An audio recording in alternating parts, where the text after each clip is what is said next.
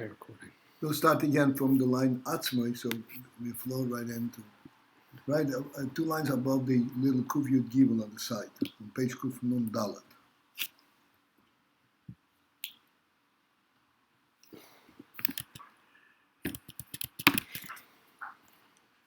And the principle that we just finished presenting and discussing, and hopefully have some means of relating to it, is the fact, the principle, that Hashem knows everything that human beings would choose to do way ahead. He knows exactly everything that's going to happen any second. And yet, when a human being does whatever he does, it is by his choice. A choice that is not pre-existent before he chooses it. It's called his choice. Because the principle of choice means that there is nothing that coerces the person to make that choice.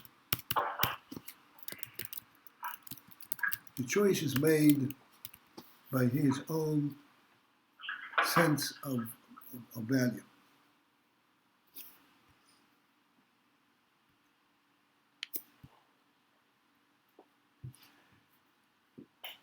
Let us stop for a moment. We spoke so much about choice. And Hasidus makes a very clear statement that bechira, the word bechira, is applicable only if it is done entirely without any kind of coercion, any kind of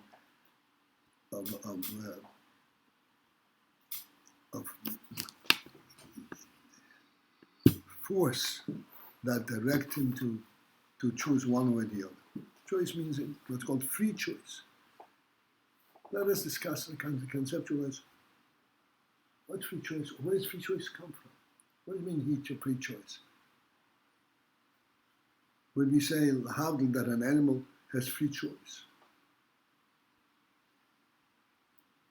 does an animal have free choice? He can run wherever he wants.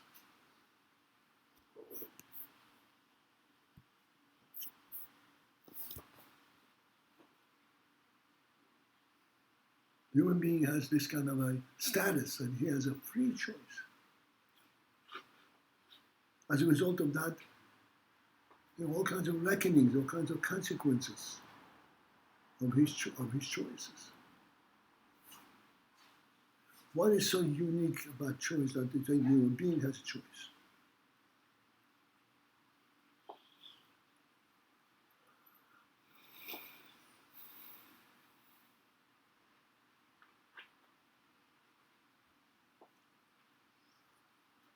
An explanation is, as we said many times, the human being, the animal, is an entity within the world. Just like a tree can only grow on the ground, and it should be stationary in this ground. The tree did not choose to be in this ground.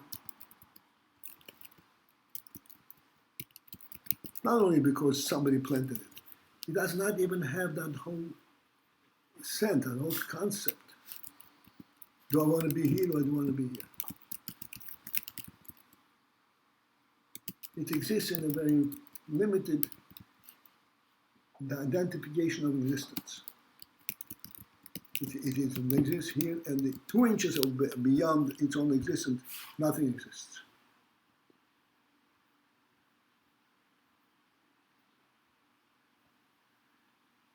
The animal is likewise. It knows only of its own experiences, only of its own.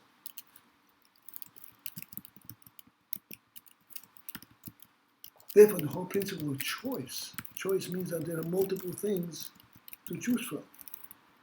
The animal doesn't have the whole concept of multiple things. It knows itself, and that's it.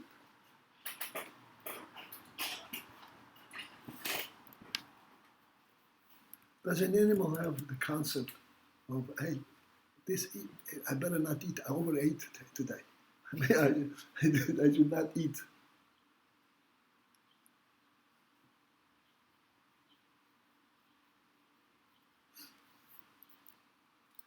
Doesn't have that whole concept. That whole thing, whichever way from whatever angle you look at it. An animal does not have any sense beyond the physical presence of the one in which it is present. An animal's orientation, even though we say, oh, well, look at this, it runs around, it builds a nest for itself, so its orientation is entirely in this physical existence.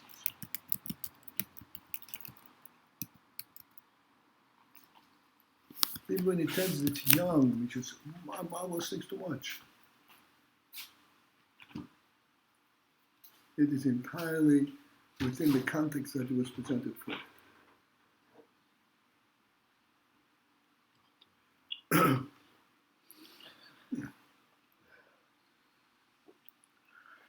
Human being has a different kind of orientation, a different kind of status.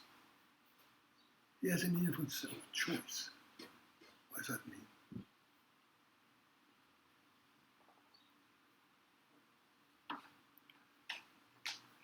It means that if we are sitting right here, we're sitting right here in this little abode, we are perfectly and fully aware that this little abode is surrounded by a huge expanse of place, of space, and provision.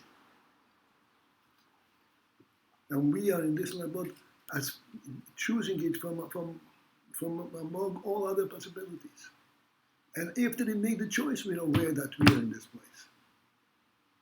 When we sit in this little basement, we know, and we are fully aware after the choice, we're on Crown Street in Brooklyn, in the United States, and all in them that coordinate in identifying this place.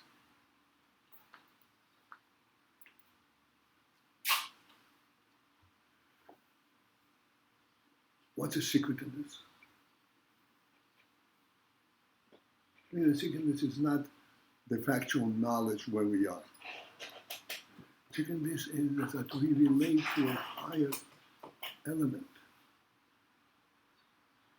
Our function, our existence is not identified by a worldly presence. We have a perception, we have an insight of a presence beyond world. We may not know how to identify it, we may not know how to deal with it, but that is the fact that a human being is. This is what sechel is. Sechel is identifying things, drawing upon a source that is not tangible.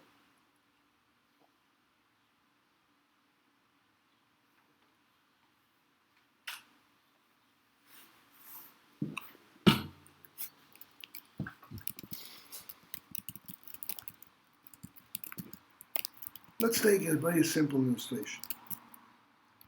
Everybody knows what giving tzedakah, giving charity, helping God, a needy person. Participating in campaigns or whatever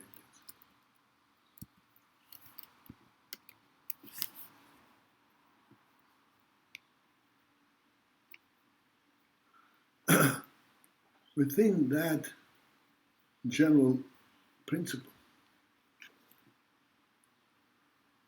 when one steps out and says, oh, he's in need, I want to help him.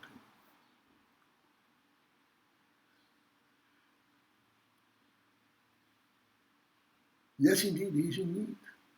He's hungry. He's tired, whatever it is. He's in pain. I want to assuage his pain. The principle that his pain troubles me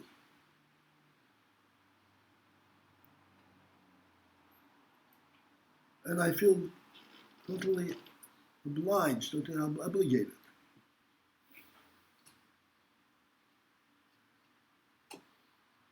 to assuage his pain. He's a separate world.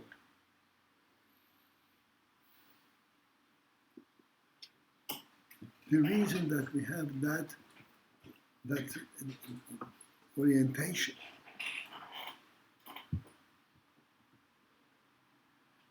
is that his presence and my presence are really encompassed and sourced in a presence that's beyond our understanding, beyond our definition. So that when we go out and give tzedakah, yes, we want to help out this particular situation, but it is not the effect of the particular situation that draws us there. It is due to the fact that this particular situation and us are part of the same reality.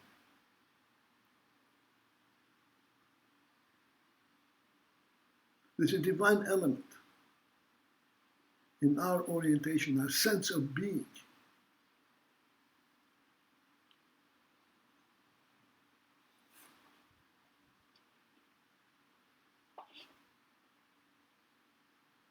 Right and wrong, good and bad, is not limited to be identified by their physical worldly consequence. We have a concept called altruistic. What's altruistic? Where is this truth of altruism come from? Why should I be interested in that?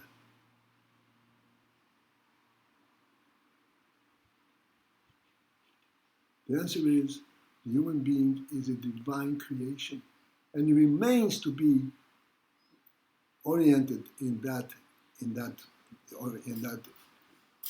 realm.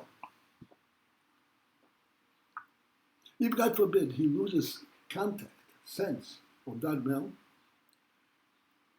he is miserable. What's my point on? What is my life about? He's miserable. You pile up his home with all kinds of foods, with the most tasty desserts and most tasty whatever it is, most beautiful, anything. He's miserable. Because the world does not identify with his sense of his soul.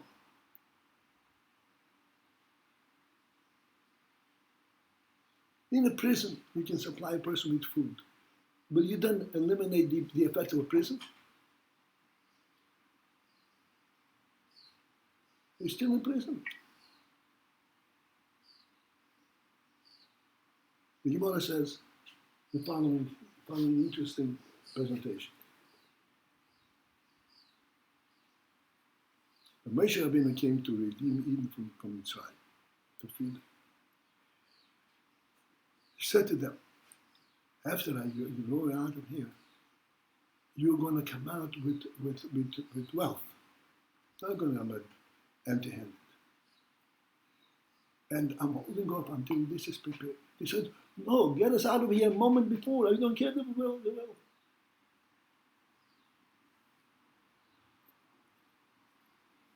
And the Imam presents it as a, so to speak, as a fundamental truth in a human being. Get out of the prison. I don't need anything else. Just take me out of the prison. Why? What's the term about prison? You're eating, you don't have to worry about your next meals. Why is it terrible? There is not the orientation that a human being relates to. I'm not part of this world.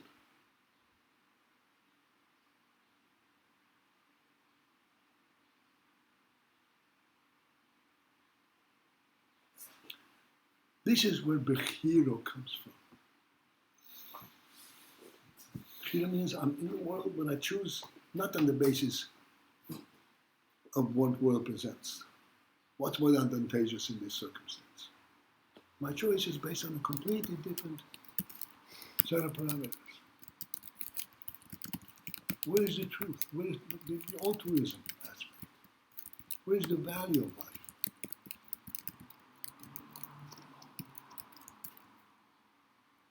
We have Bali Tshuva. Bali Tshuva do not necessarily come from an impoverished background. Did not necessarily come from a despondent background. They're successful students in university or college professors.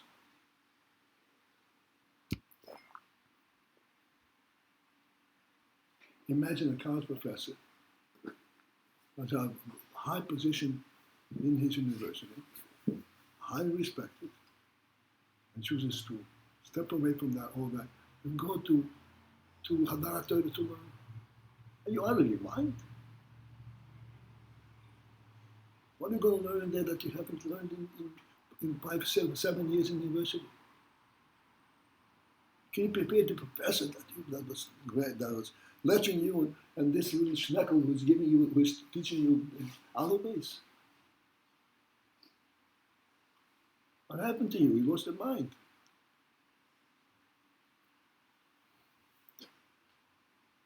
And yet, the fact is, it's happening on a daily basis.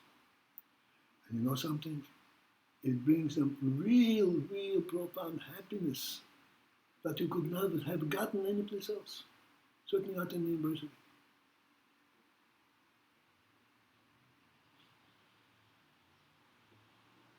And then they labor to wash away the imprint and the effect of the university. I want to forget about it. I want to be here.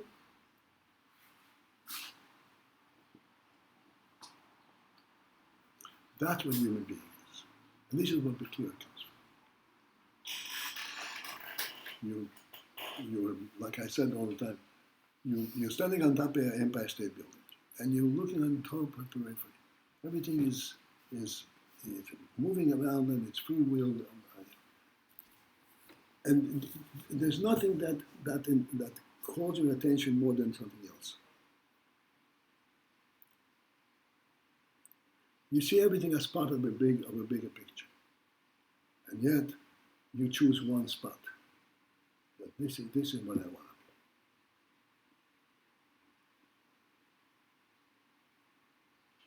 That choice is due to an insight that carries all the way from the topmost value of life to the simplest presentation of action.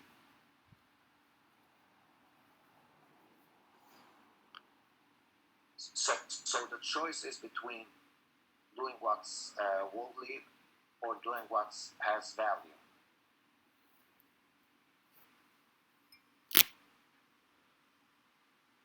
The choice is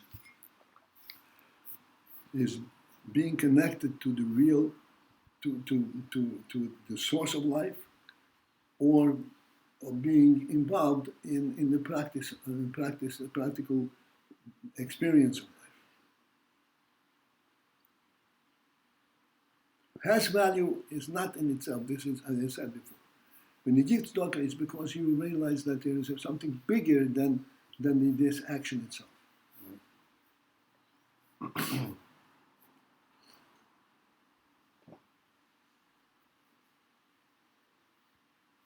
I'm compelled to give tzedakah. Who is compelling me?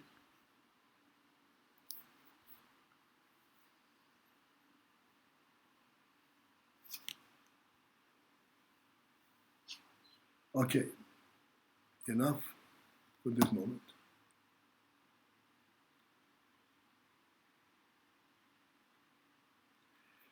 Okay, so we are 2 lines above this little Kufiyot Gimel. The line begins with word atzmo. And this atzmo is the last word of a sentence that says that when a person acts based on his own choice, b'koyach atzmo. B'koyach atzmo means his own sense of orientation. He identifies what the choices are, and he identifies what he chooses. His own insight.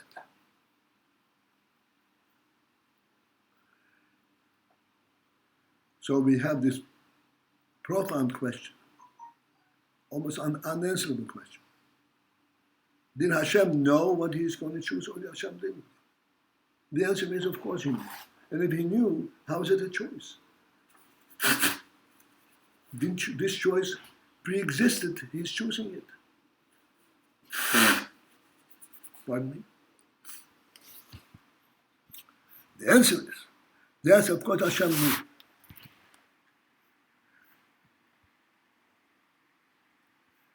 Okay, we continue after the word atzmo. V'zehu, and that principle, that it is still what's called a free, uncoerced, unpredicted choice, lefi, due to the fact shehayidio, that this, the divine knowledge of what the choice is going to be, muvdeles be'erech legamri, is distinct, muvdeles means separated, be'erech in proximity. There is no commonality between the choice and the knowledge of this choice. Legamri, totally. They're not in the same realm at all. She'eina mugesh is klal behod, that this idea that actually his choice is predictable and predicted and known to the Creator, this knowledge is in a different realm totally, and it is not felt in the person at all.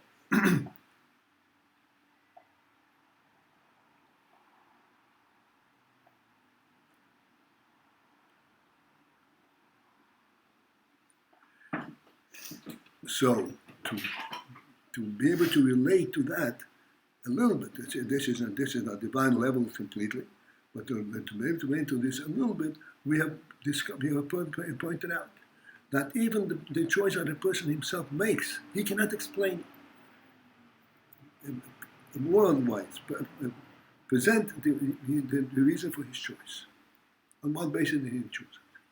There is something supreme, superior in his orientation, in his knowledge, in his sense of value, in the sense of what he stands for, or where he wants to be. So this guy is choosing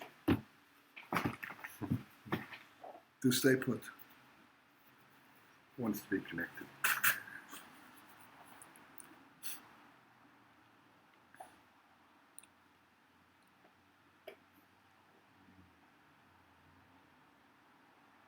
And that's the knowledge that Hashem has of all things in the world.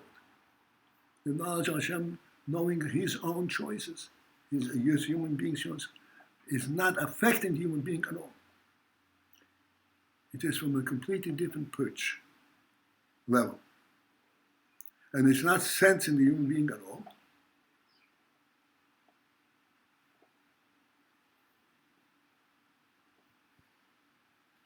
Alkein, and therefore for this reason, Eino Machrach es Abchir.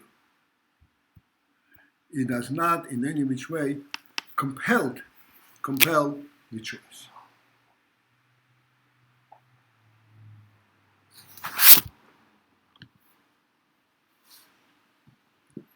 This is a phenomenal statement, and as much as we are going back to it and coming back and try to identify with it, it always remains aloof, some kind of a mystery. What does it mean? It's a knowledge, a specific knowledge, and yet it doesn't translate at the level of the knowledge itself, or where it's happening.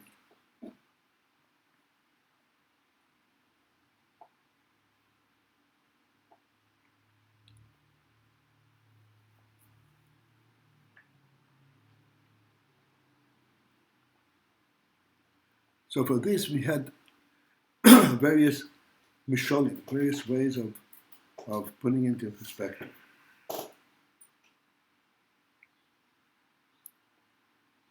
And the principle of all our mishonim is that even in human activity, in human selecting choices of going one way in one place to another place in one form, in one way,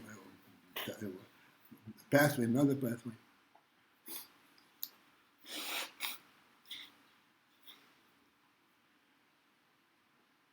He will choose to go on one, through this street or to that street. But that is not what he's involved in. What he's involved in is where he is going to a shir.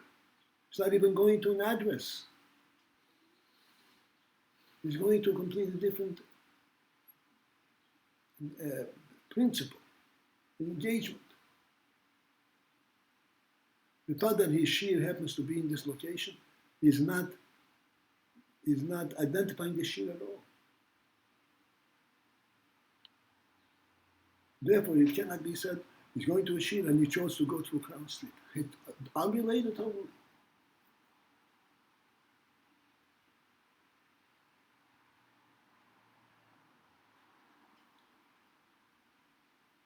Thus, this explains the principle that we should understand. At least we should be able to accept it in our mind that Hashem's knowledge is thorough and complete, and yet it does not affect what happens on the world and the human choosing.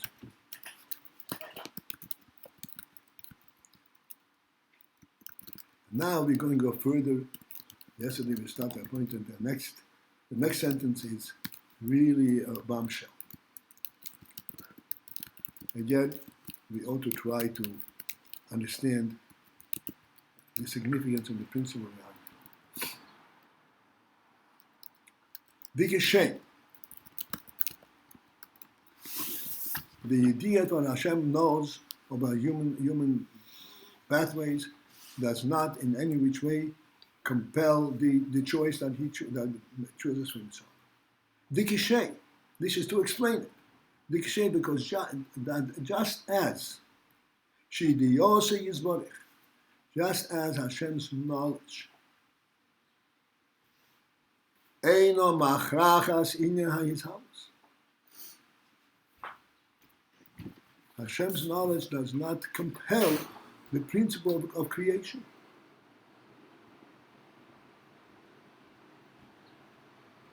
And explain what are you talking about? It means the following: the Hagam, for although Sheyedeya Kol HaYizhavos, although that he knows the entire creation, Koidim Shenizhavu, before they came to be created, Mikol Mokoim, yet still, Ein Zeh Machriach, as HaYizhavos. This knowledge that the Rebbe knows of what the world is about and how the world should look, and all the details and all the breadth and depth of the world. He knows it.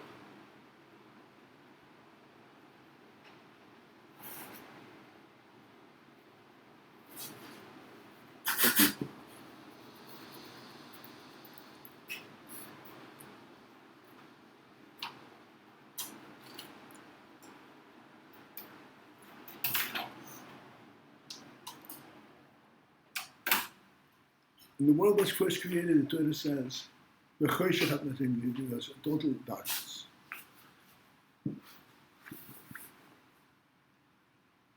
Then it says, Hashem said, let there be light. And there was light. This creation of light, was it a reaction to the fact, oh, it's a dark world, not good, let me bring light to it? Was this like an answer to a situation of the world? Or was this the way the world was designed originally in God's intent? Did God initially see a world dark? When the world came to be, he says, let me give you some light. It was intentional. To me? It was intentional. Of course. When he knew the world with all its ramifications. To the extent to the extent that the world ultimately will have a human being who's going to have the ability to make choices. Because a world without a human being is not a world. Even though the human being was the last one to come on the scene.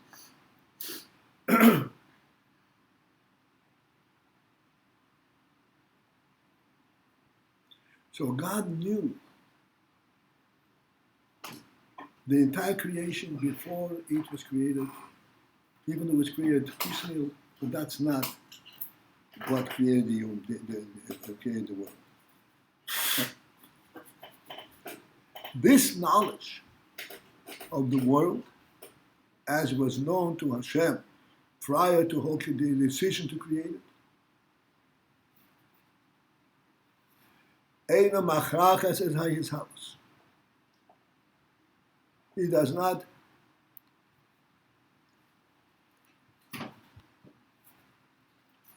force that it should be in his house.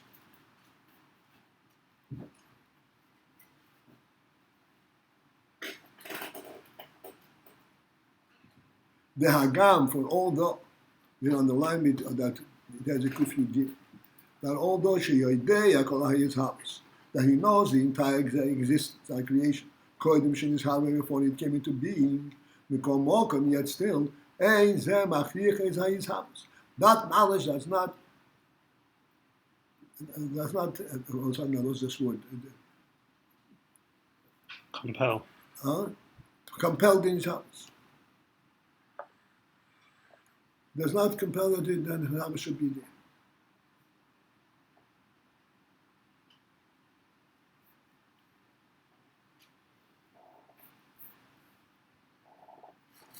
How come? As we shall see later, this is connected to the earlier statement, because this knowledge is on a higher level than the house of the world. And therefore, it does not in any way compel, bring about his house.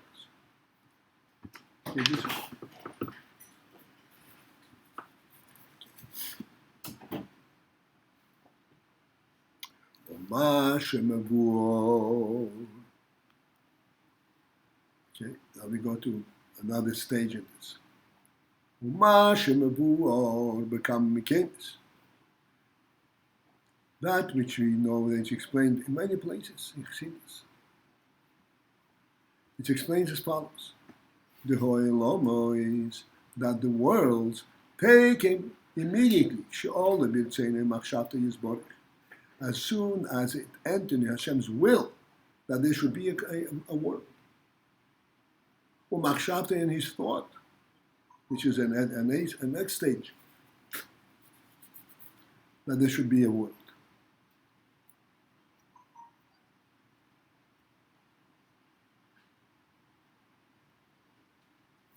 Miyad nizhavu. As soon as this entered his mind, his rotzen, they were created immediately.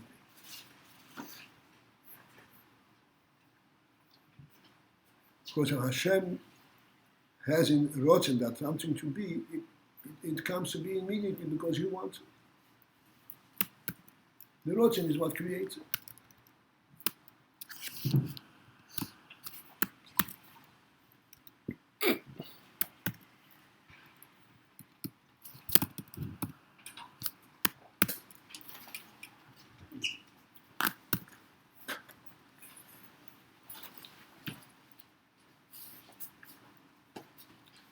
So therefore, according to this, the creation did occur as a result of the fact that the Rebbe knows it. Before he actually said, let it be a creation.